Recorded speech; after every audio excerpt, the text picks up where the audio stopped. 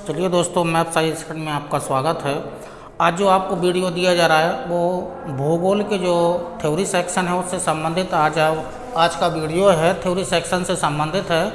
तो theory section में जो प्रारंभ में वीडियो डाले गए थे वो अक्षांश देशांतर या पृथ्वी की उत्पत्ति वगैरह यहाँ तक वीडियो डला होगा, उसके या भूकंप तक वीडियो डला होगा। उसके बाद क्रम से शुरू कर रहे हैं आज के वीडियो।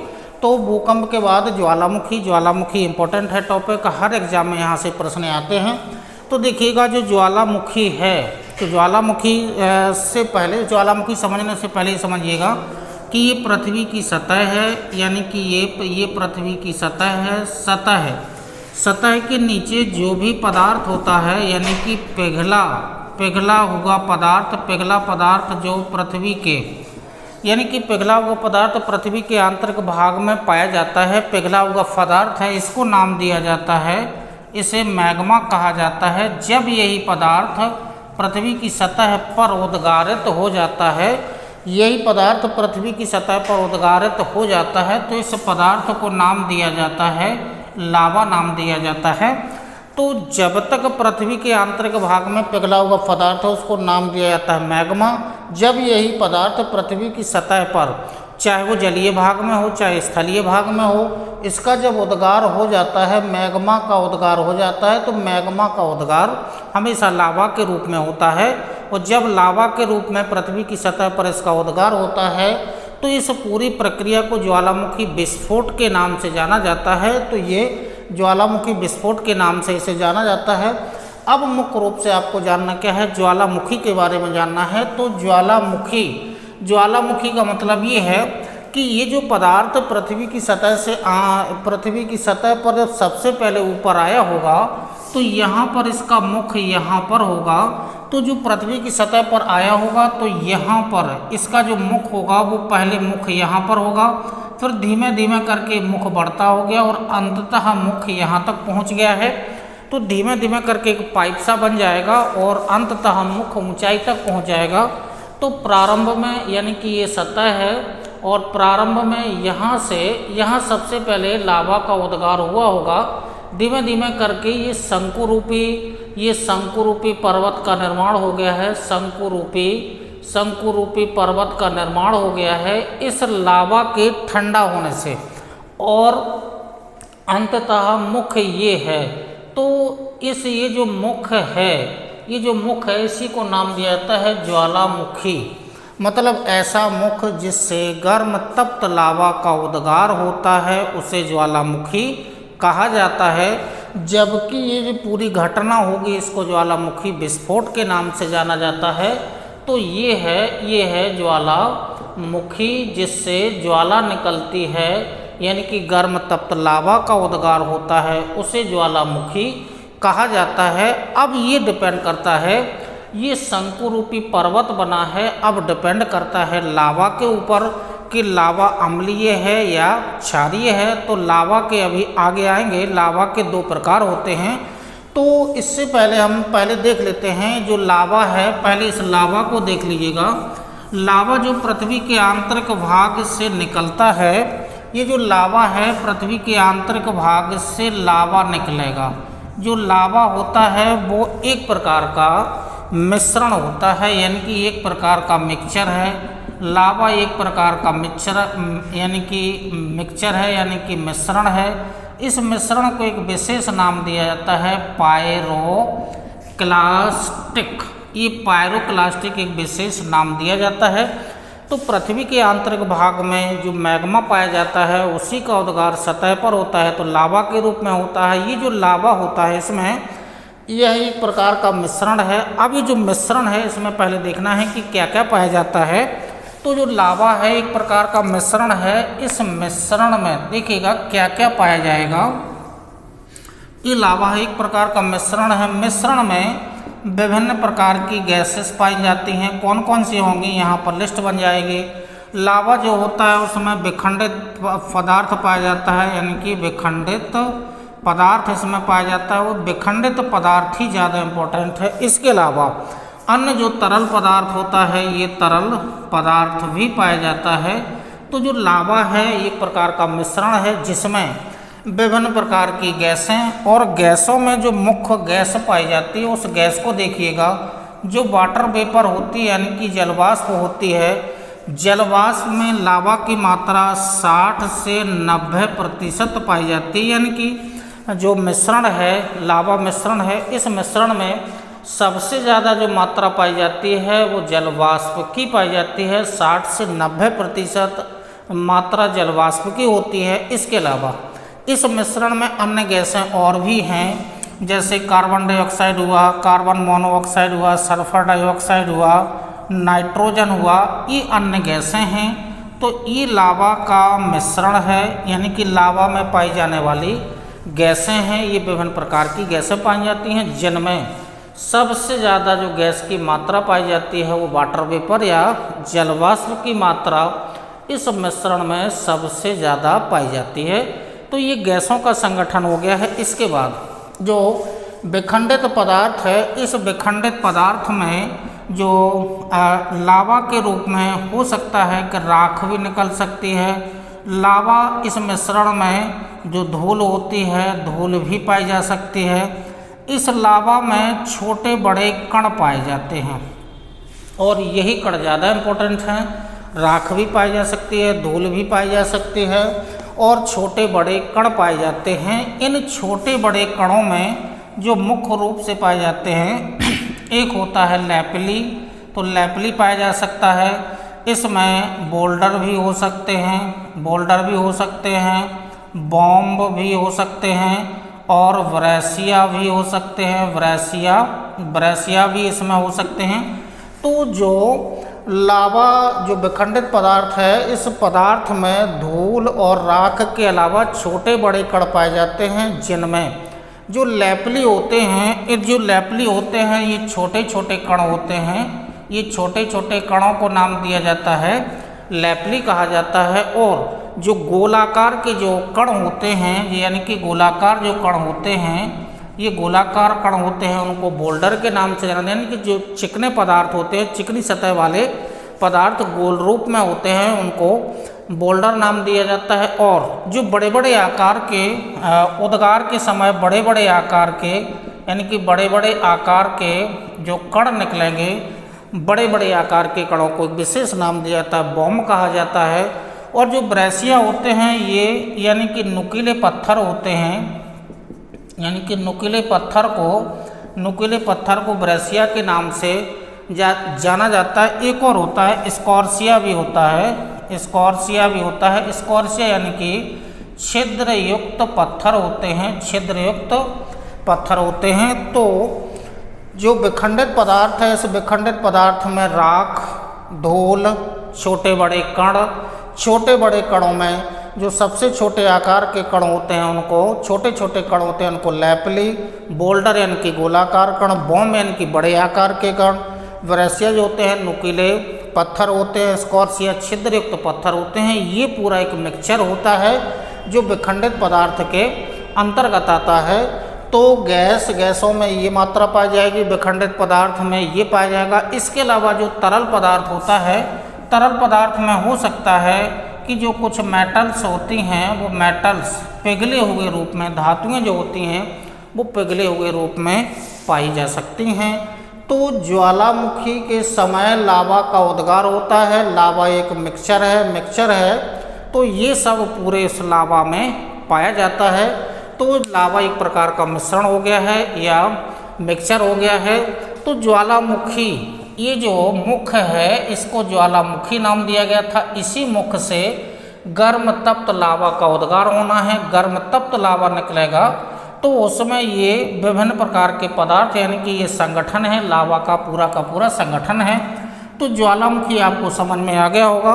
तो ये ज्वालामुखी का प्रारंभ का ये मुख है, ये प्रारंभ का मुख है। सबसे पहले उद्गार यहाँ हुआ होगा सतह पर, उसके बाद धीमे धीमे करके ये पाइप बनता गया। तो ये पाइप है जिससे अंदर से मैग्मा आ रहा है और ये जो पूरी संरचना बनी है, इस शंकु रूपी पर्वत का निर्माण हुआ है।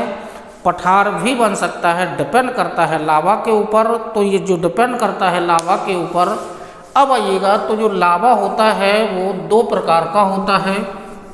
लावा को देख लीजिएगा, जो लावा होता है लावा के प्रकार। लावा के जो प्रकार होते हैं वो दो प्रकार का लावा होता है। जो दो प्रकार का लावा होता है उसमें देखिएगा, ऐसे कंपैरिजन रूप से आगे चलेंगे। ये जो लावा होता है दो प्रकार का होता है। लावा में जो होगा वो एसिडिक लावा होता है, एसिडिक लावा होता है। और जो दूसरा होता है वो बेसिक लावा होता है, बेसिक लावा होता है। यानी कि ये वाला जो लावा है इसे अम्लीय लावा नाम दिया जाएगा, अम्लीय लावा। और ये जो होगा इसे क्षारीय लावा नाम दिया जाएगा। दोनों की विशेषताएं और दोनों यहाँ पर एक की विशेषताएं आपको बता रहे हैं, इसका जस्ट उल्टा हो जाएगा तो वो क्षारीय लावा में बन जाएगा। तो सबसे पहले जानते हैं एसिडिक लावा के रूप में कि एसिडिक लावा किसको कहा जाता है। तो सबसे पहले डेफिनेशन देखिएगा, ऐसा लावा जिसमें एसआई मतलब सिलिका, एसआई यानी कि सिलिकन, यानी कि सिलिकन की मात्रा अधिक पाई जाती है, सर्वाधिक पाई जाती है। ऐसा लावा जिसमें सिलिकन की मात्रा अधिक पाई जाती है, ऐसे लावा को कहा जाता है अम्लीय लावा कहा जाता है। अधिक पाई जाती है का मतलब हुआ 50% से अधिक मात्रा पाई जाती है, यानी कि 50%, 55% ये लो मात्रा है। इससे ज़्यादा ही ज़्यादा सिलिकन की मात्रा पाई जाएगी तो उसमें जो क्वांटिटी यानी कि जो मात्रा होगी वो सिलिका की ज़्यादा होगी तो उसको ऐसे लावा को कहा जाएगा अम्लीय लावा, इसको नाम दिया जाएगा। तो ये तो डेफिनेशन हो गई है। अब आइएगा अम्लीय लावा की विशेषताएं देखिएगा। तो जो अम्लीय लावा होता है, अम्लीय लावा गाढ़ा होता है, यानी कि इसके बहने का गुण बहुत कम होता है, यानी कि अम्लीय लावा गाढ़ा होता है। अम्लीय लावा के बाद गाढ़े के बाद इसका जो रंग होता है वो पीला या लाल होता है। ऐसे लावा की जो श्यानता होती है, श्यानता होती है वो अधिक होती है। श्यानता मतलब होगा विस्कोसिटी, विस्कोसिटी मतलब बहने का गुण, यानी कि गैस और द्रवों के बीच जो बहता है तो उन दो परतों के बीच में एक श्यान बल लगता है। श्यान बल जितना अधिक होगा वह पदार्थ उतना या वह द्रव उतना ही गाढ़ा होगा। मतलब कहने का कि जो द्रव जितने ज़्यादा श्यान होते हैं उनकी श्यानता उतनी ही ज़्यादा होती है। श्यान बल अधिक होता तो श्यानता ज़्यादा होती है। श्यानता ज़्यादा होने के कारण बहने का गुण कम होगा, बहने का गुण कम होगा तो वह पदार्थ जो द्रवीय पदार्थ होगा वो गाढ़ा होता है। तो अम्लीय लावा में सिलिका की डेफिनेशन हो गई है, यह गाढ़ा होता है, रंग लाल या पीला होता है, इसकी श्यानता अधिक होती है। श्यानता अधिक होने के साथ साथ इसका जो गलनांक होता है, गलनांक भी अधिक होता है, इसका गलनांक भी अधिक होता है। गलनांक के अलावा जो इसका होता है, इसमें गलनांक भी अधिक होता है। गलनांक के अलावा जो इसमें जो डेंसिटी होती है, डेंसिटी जो घनत्व होता है वो कम होता है, यानी कि जो डेंसिटी होती है वो कम होती है। क्यों? सिलिका की मात्रा ज़्यादा पाए जाने के कारण जो अन्य पदार्थ होते हैं उनकी मात्रा कम हो जाती है, जिस कारण से अम्लीय लावा की डेंसिटी कम होती है। तो यहाँ से ये जो यहाँ पर आपको डायग्राम में दिख रही हैं ये अम्लीय लावा की विशेषताएं हैं। मतलब ऐसे लावा जो होता है जब इसका उद्गार पृथ्वी के आंतरिक भाग से लावा के रूप में होता है, तो यदि अम्लीय लावा के रूप में उद्गार होगा तो इसके बहने का गुण ज़्यादा, यानी कि बहने का गुण कम होगा, बहने का गुण कम होगा तो अंदर से पदार्थ निकलेगा, वैसे ढेर के रूप में संरचना बना लेगा। तो ढेर के रूप में जो संरचना बनी है शंकुरूपी पर्वत का निर्माण हुआ है। तो जो शंकुरूपी पर्वत का यहाँ पर निर्माण हुआ है, ऐसे करके लावा नीचे से निकला और ऐसे करके इसने ढेर लगा दिया तो ये शंकुरूपी पर्वत का निर्माण हो गया है। तो ये बन गया है, ये पर्वत का निर्माण हो गया है। जब यह लावा धीमे धीमे करके ठंडा होगा, तो जब ठंडा होगा तो यहाँ पर जो चट्टानें पाई जाएंगी वो ग्रेनाइट, यानी कि ग्रेनाइट जैसी चट्टानों का निर्माण होगा। ये चट्टानें ग्रेनाइट जैसी चट्टानें बनेंगी।